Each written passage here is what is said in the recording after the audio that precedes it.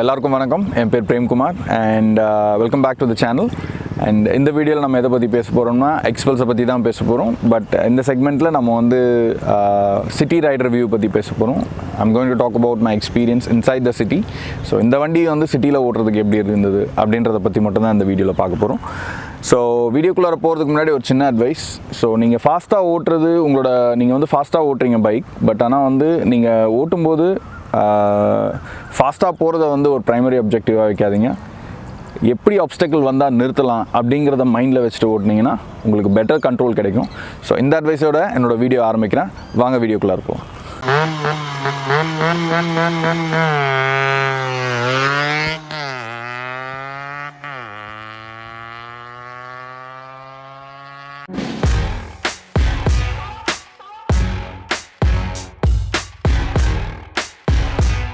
இந்த வீடியோவில் நம்ம வந்து 2 கேட்டகரிஸாக பிரிச்சுப்போம். ஃபர்ஸ்ட் வந்து will talk about handling and comfort and second will talk about performance.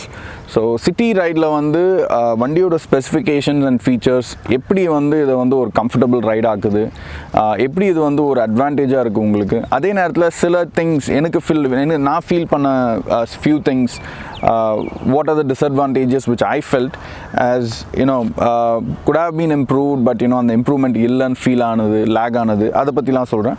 First we'll talk about the comfort. So comfort and handling, city ride nu varumbodhu definitely you will go for a bike which would be comfortable and easy to handle. So let's talk about the seat height first. So seat height vandu pathina 825 mm. As I told you in my previous video, it's a tall bike, it's not a short bike.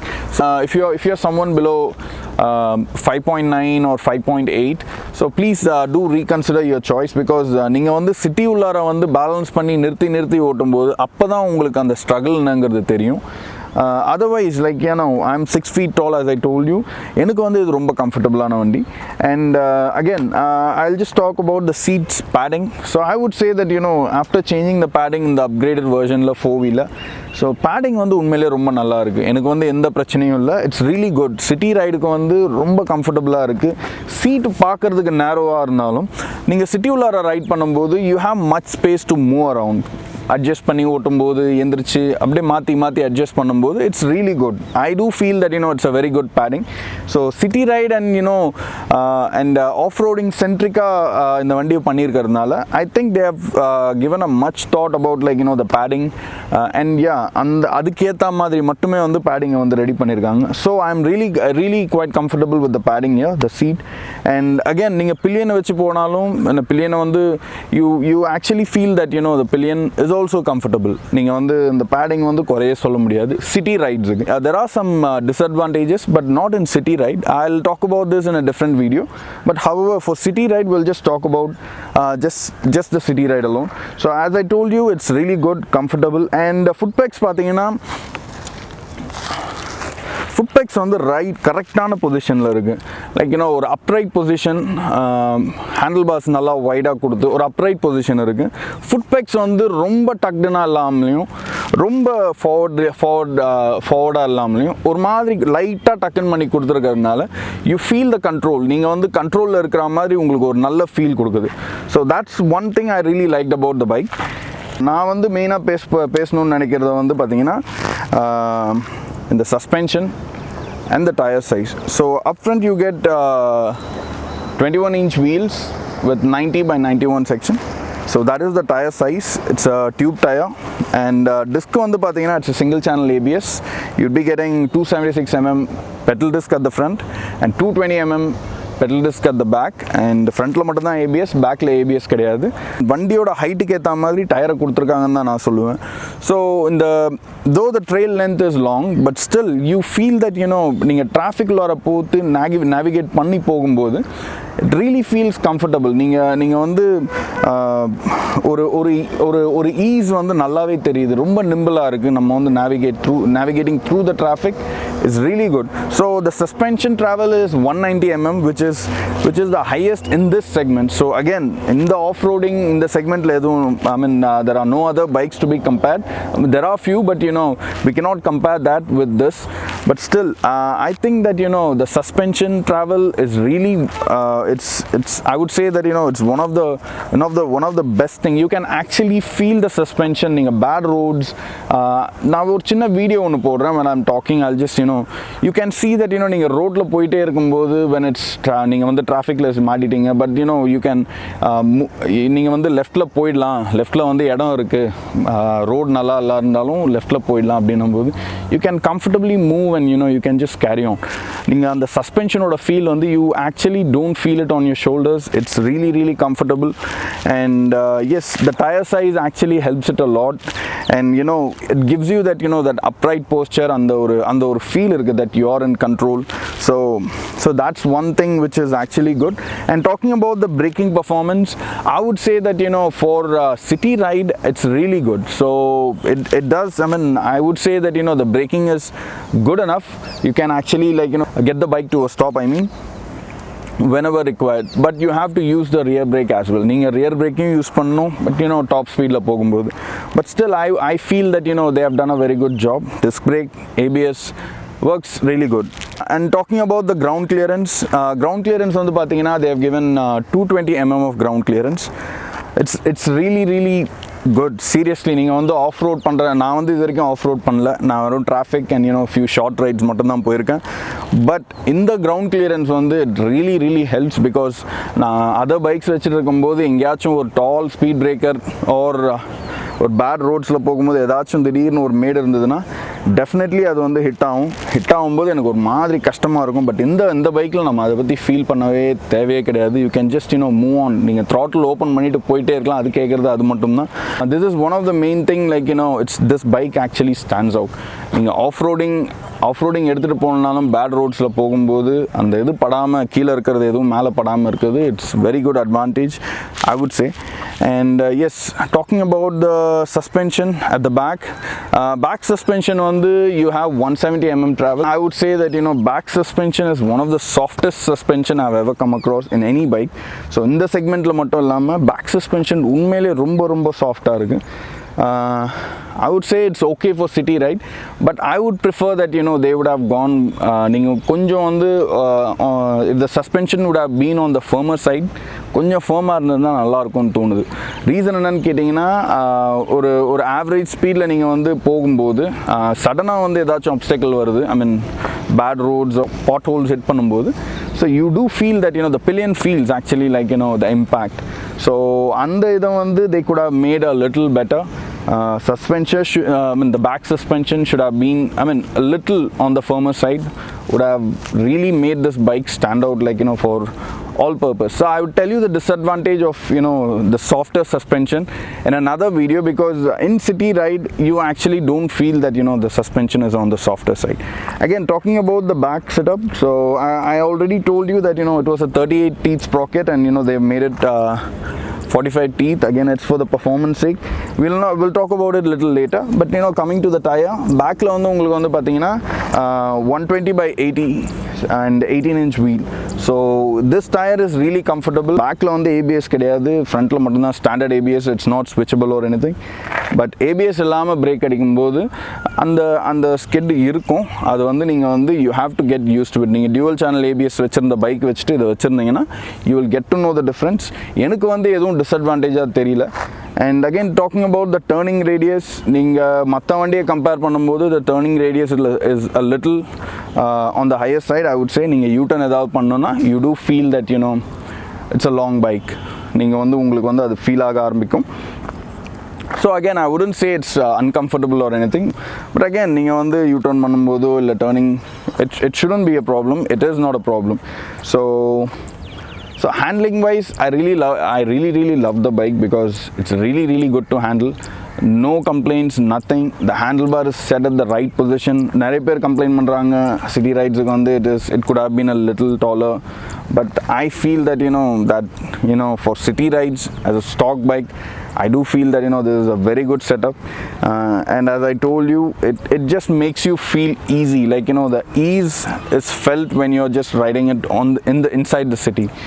So yeah, talking about the other things, so we'll talk about the headlight now. So எனக்கு வந்து பாத்தீங்கன்னா headlight வந்து stockல நான் வந்து initially எடுக்கும்போது it was, I mean, the brightness can be felt. So still you do feel that ஏதாச்சும் improve பண்ணியிருக்கலாமோன்னு தோணுச்சு.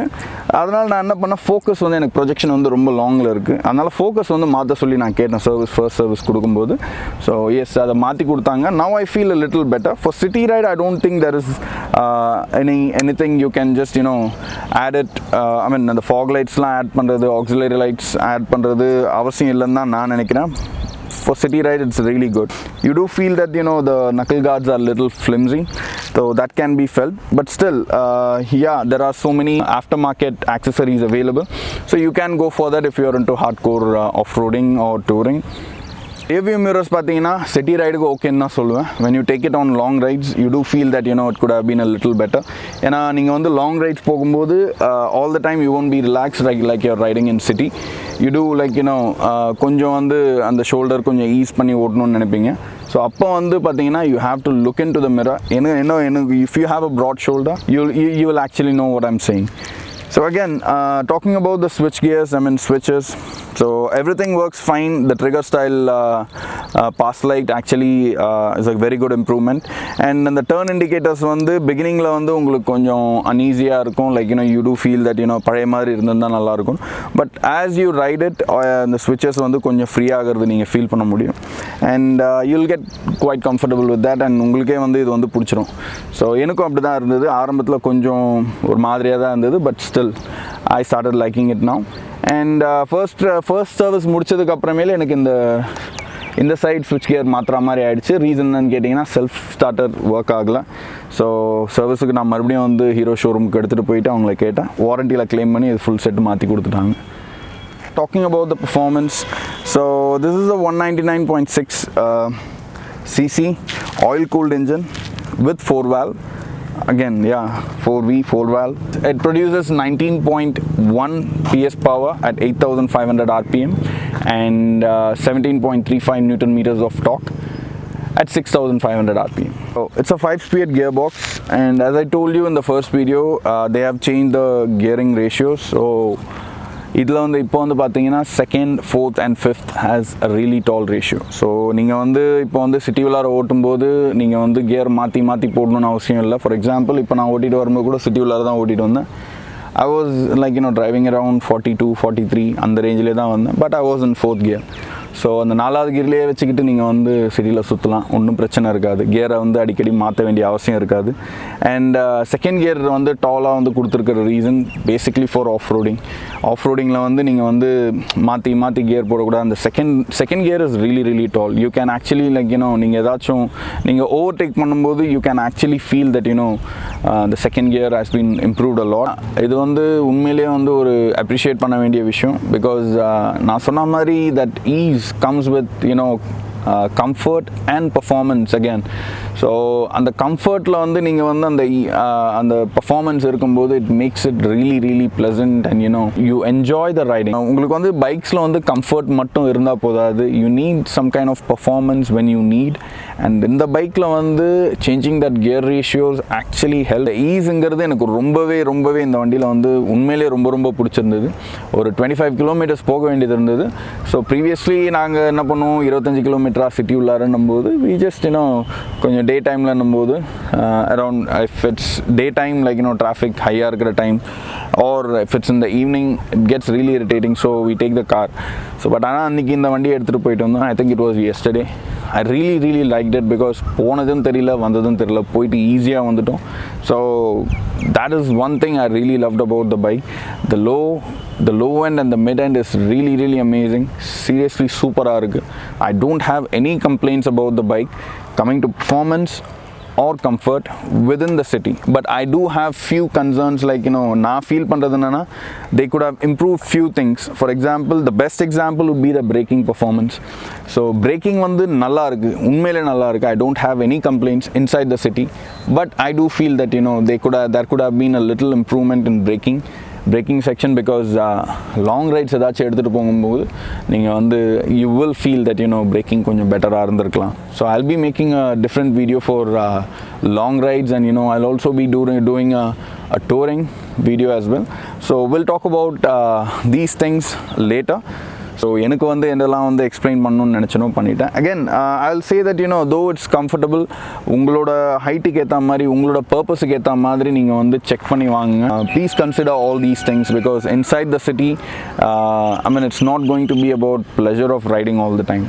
நீங்கள் வந்து எவ்வளோ டென்ஷனில் இருப்பீங்க, you'd have work stress, you'd have family stress, you'd have so many things running around.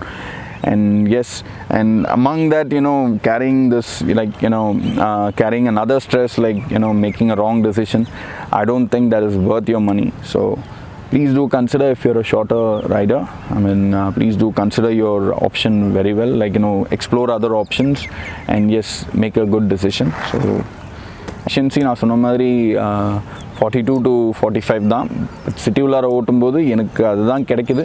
So I wouldn't claim 45, 15லாம் கிடைக்குதுன்னு நான் சொல்ல மாட்டேன்.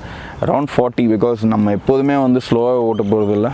ஸோ டிராஃபிக் ஏதாச்சும் டேக்கிள் பண்ணி போகணும் அப்படிங்கும்போது நம்ம த்ராட்டில் ஓப்பன் பண்ணுவோம். So yes, that happens. No traffic is actually a traffic. நீங்கள் வந்து ஈஸியாக வந்து பூந்து உள்ளே போயிட்டே இருக்கலாம். So again, bad road is not at all a problem.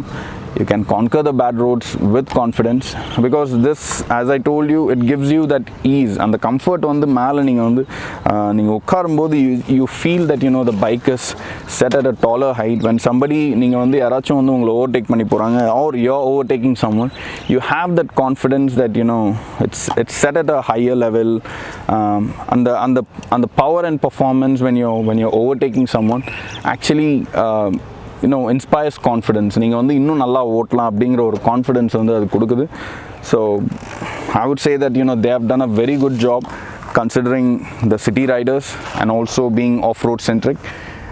Again, உங்களுக்கு ஏதாச்சும் கேட்கணும், நாட் ஜஸ்ட் டவுட்ஸ், ஏதாச்சும் சொல்லணும், நீங்கள் எப்படி ஃபீல் பண்ணுறீங்க, what do you think about the video and do you want me to talk about anything else, வேறு ஏதாச்சும் வந்து நான் பேசணும் வண்டியை பற்றி அப்படின்னா நீங்கள் வந்து போடுங்க கமெண்ட் செக்ஷனில். நான் டெஃபினெட்லி ரிப்ளை பண்ணுறேன். அண்ட் அந்த நீங்கள் சொல்கிற டாப்பிக்கை கன்சிடர் பண்ணி அதை பற்றி இன்னொரு வீடியோ பண்ண முடியுமாங்கிறதையும் நான் யோசிக்கிறேன். So yes, this concludes my review and thanks a lot for watching. Please subscribe to my channel and yes, see you guys in the next video. Bye bye and take care.